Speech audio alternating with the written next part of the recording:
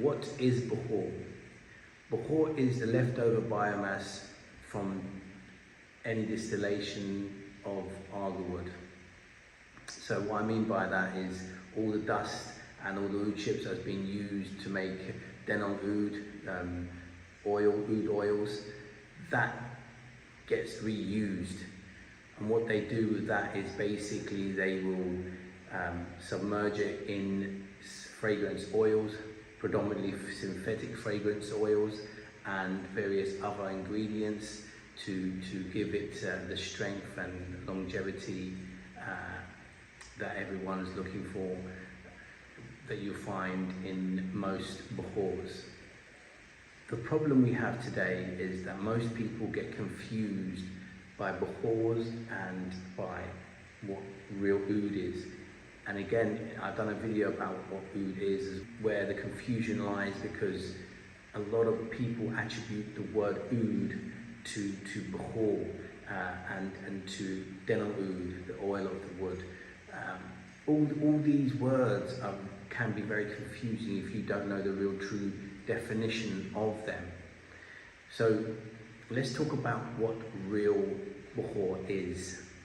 Okay, so real Bakhoor is a combination of natural materials that have been blended together to make almost like a thick resinous paste.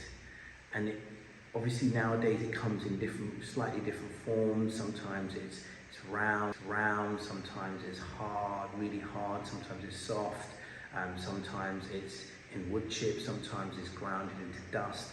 But all in all, the original Bakhoor is made from natural ingredients.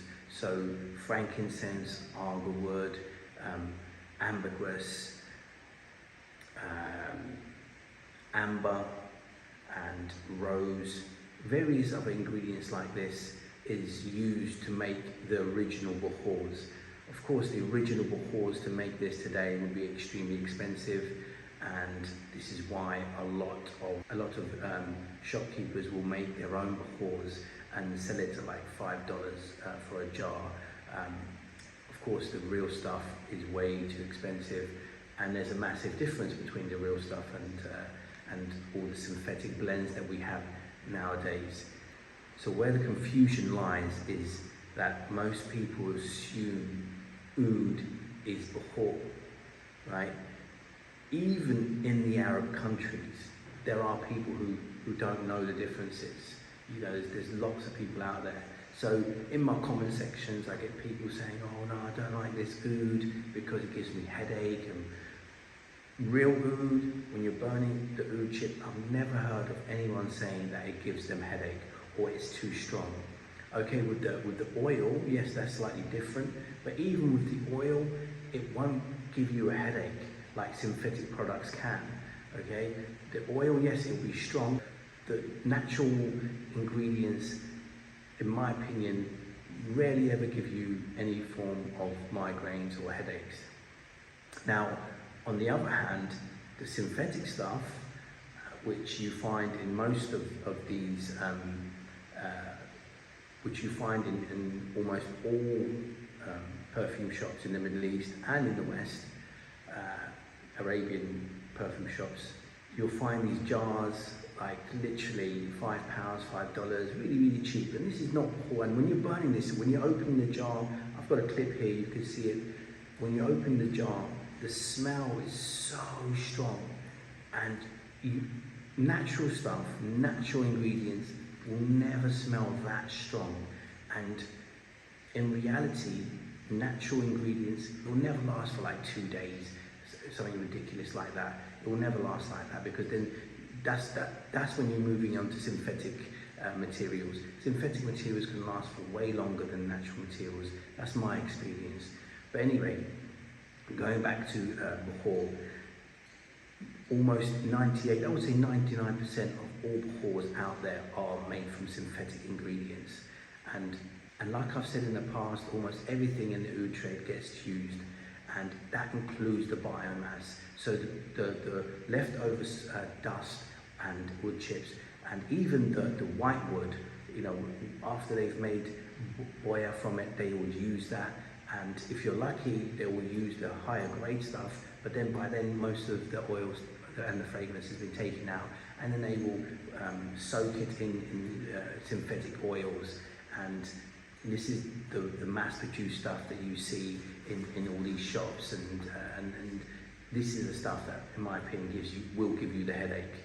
And it is, as soon as you put it on charcoal, the fumes just engulf you. It's just way too much, and it's very unhealthy, in my opinion, because a lot of the ingredients in it, I would say, somewhat toxic. You know, you can never beat the natural stuff. You know, when it comes to these things, when it comes to incense, you can never beat the natural stuff.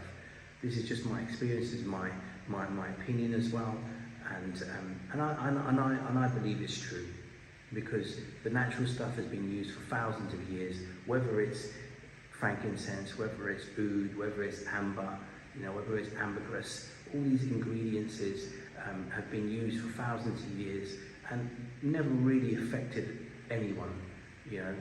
And if it did, we'd have millions of people like the Arabs, all in hospitals, all in oxygen masks because they're having breathing problems from burning oud. You know, that just doesn't happen. Yes, of course, anything in excess can have an effect. So if you're in a tight space and you're burning loads of oud with charcoal, yeah, then definitely you're gonna feel the effects.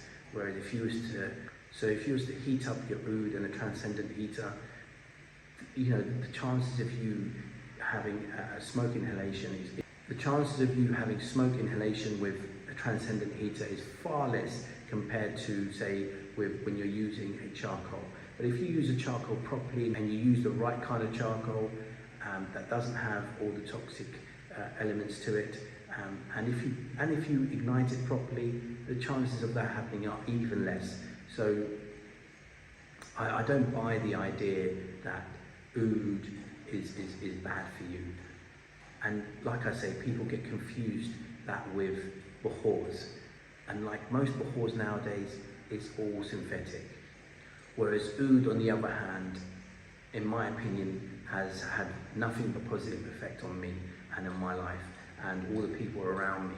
I have a sister-in-law who suffers from asthma, and she's never had any issues. Her father is like God knows how many generations of oud traders, and she's literally been smelling it the day she was born, and she's never had any issues in terms of negative effects of oud. But when it comes to the Bakhoor aspects of it, when it comes to burning Bakhoor, because her father used to make Bakhoors as well, so now when it came to burning Bakhoor in the house, she would have issues, because again, predominantly the ingredients in Bakhoor is synthetic. Anyway guys, I hope that was informative. I hope you liked this video. If you did, give it a thumbs up, and don't forget to subscribe and press the bell icon if you do subscribe. With that being said, have a nice day guys.